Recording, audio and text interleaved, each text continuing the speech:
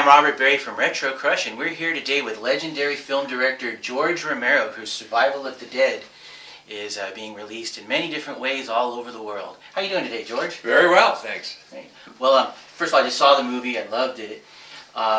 Very different from your other films in some ways there, and I noticed it had a bit of almost a old country mixed with a Western theme to it. Yeah, it does. I mean, that's partly, what we do to sort of preserve our sanity.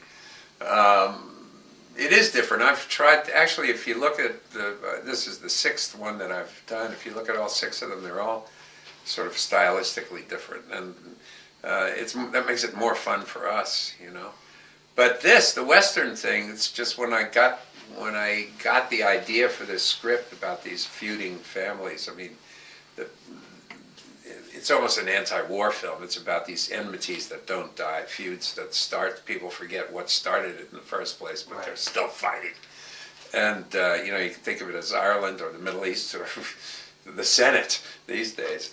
But I remembered, I was already working on the script, and I remembered an old William Wyler Western called The Big Country, which these two old guys, Burl Ives and Charles Pickford, are shooting at each other. And I said, oh man, wouldn't it be fun if we made this sort of look like that? So we decided to go widescreen with it and not mute the colors and try to, just give it that feel of an old-fashioned Hollywood Western. And, it's just a conceit. It's just like, hey, that would be fun to do, wouldn't it? So that's really...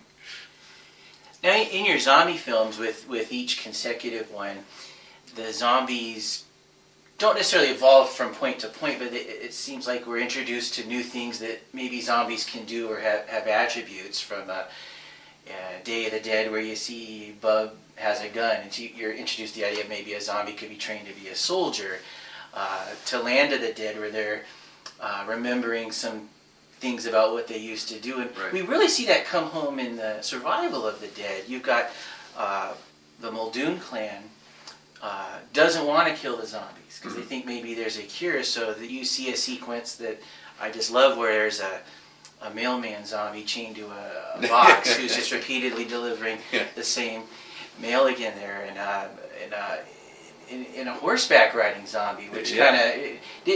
Did you...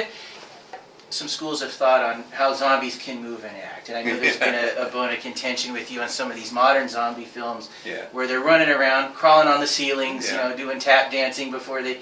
And you've always maintained that shouldn't be that way. Could you explain? Well, yeah, I just don't think it should. I really think it's video game. First of all, this whole zombie, we seem to be saturated with zombie stuff now. Maybe not quite as much as vampires, but they're running a close second. And I think it's video games that did that. I think video games are really what was the primary thing that popularized the zombie. Hugely successful games. Now, this Left 4 Dead 2, there's been a million of them. There's, in the video games, that's part of the, I guess gamers, particularly the first-person shooter stuff. First of all, zombies are easy targets. They're there to be damaged. They're sort of like the coyote of monsters, Yeah. It's okay to hurt him. It's fun to watch him blow up. Zombies sort of fit that bill. But in video games, it has to be fast, because part of the whole thing is the hand-eye coordination. How quickly can you defend against this? And I think that's where it came from. And then Zack Snyder, when he did his remake of my film, Dawn of the Dead, used that. Not only were they running, but he undercranked it, so it made them seem as if they were running faster. And first of all, it doesn't make sense to me. I mean, if I think dead guys don't run. Yeah. And if they tried to, their ankles would snap. So so I prefer my little plodding. Also, I've always worked with the idea that you can outrun them if you just are, if you're careful. You don't particularly have a problem. And people screw themselves up by arguing among themselves, focusing on the wrong things, and not really dealing with the problem or getting overconfident or whatever. So I also like working with that. But these guys, it's memory. What I was trying to do in Land of the Dead, there's actually a zombie leader. We see a guy that the other zombies imitate him. They do what he does. They see him chopping at the wood, and they do it. And I don't want to take it to the point where they take over the world, or I don't want to do that, because my stories are not about the zombies. No zombie presidents. No zombie presidents. Except by accident. Yeah, we caused those ourselves with it. Right. We're called being there of the dead.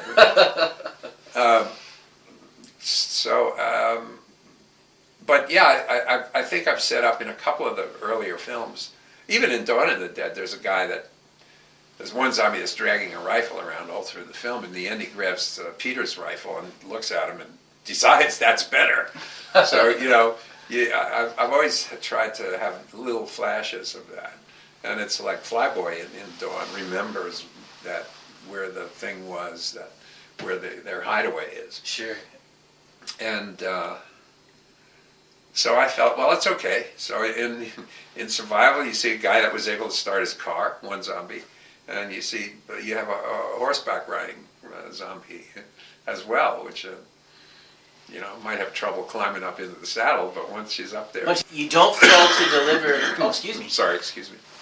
You don't fail to deliver on some outstanding gore effects in this film, like many of your films here. I was particularly impressed with a scene where a guy pretty much gets pulled apart like a Thanksgiving turkey, with the spinal cord flopping out in the works there. Well, those are the best.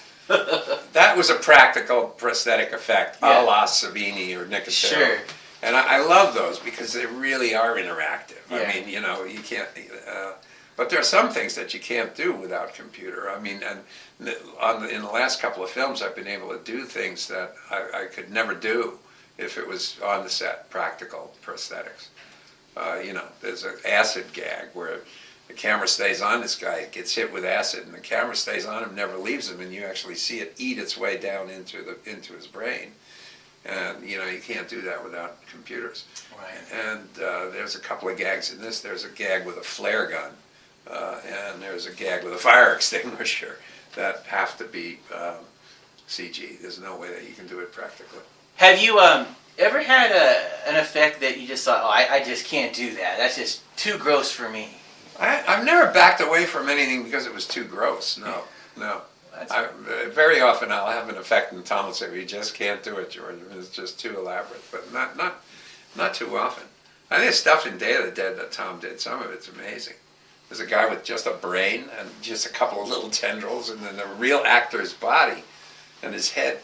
The guy had to be a contortionist. He had to stick his head down under the table backwards like that, and Tom built this little pulsing brain. I thought it looked sensational. Zombies certainly existed in folklore prior to Night of the Living Dead, but most people consider that 1968 film as sort of the birth of what we know as the modern zombie. And there's been popular zombie stories and movies, video games and whatnot ever since then.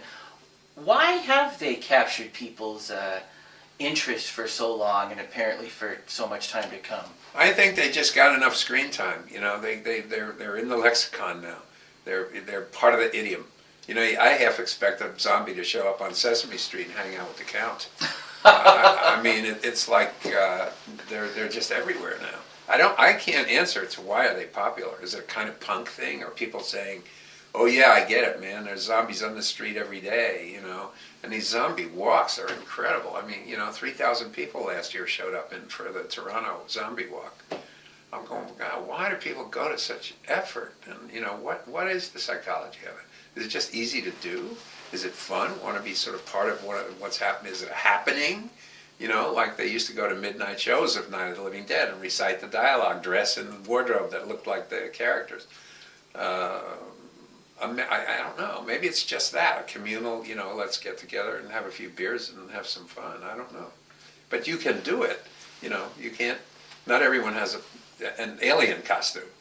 A zombie, you can just slap some ketchup on and dirty your clothes and go stumbling around. You can even be drunk. Yeah. George Romero, Survival of the Dead. See it. It's awesome.